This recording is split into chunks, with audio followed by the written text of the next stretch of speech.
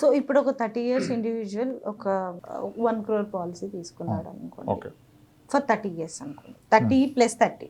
ఇప్పుడు వాడు కొడుకుని కన్నా వాడి కొడుకు 30 వచ్చేస్తాయి కదా. ఓకే సో అలాంటప్పుడు సో ఆ 30 yearsకి పిల్లాడికి వచ్చేసరికి దీనికి 1 crore డబ్బులు వస్తుంది. దాని తర్వాత మళ్ళీ కవరేజ్ ఏమన్నా ఉంటుందా? ఎందుకు ఇంకా తర్వాత కవరేజ్ ఓకే. బదులు తిరిపాక ఇప్పుడు మళ్ళీ టర్మ్లో అన్ని వేరియంట్స్ వచ్చినాయి. ఇవన్నీ రాంగ్ వేరియంట్సే. Return of premium is a variant.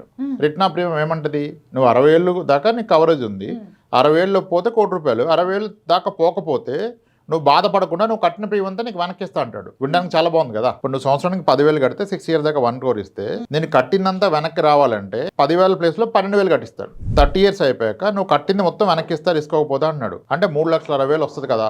అప్పటికి 3,60,000 30 years తర్వాతకి ఏం చేస్తాం? అది ఆ రోజు దానికి బ్రేక్ఫాస్ట్ కూరగాయలు కూడా రావేమో. అది ఆ పాయింట్ మిస్ అవుతున్నారు.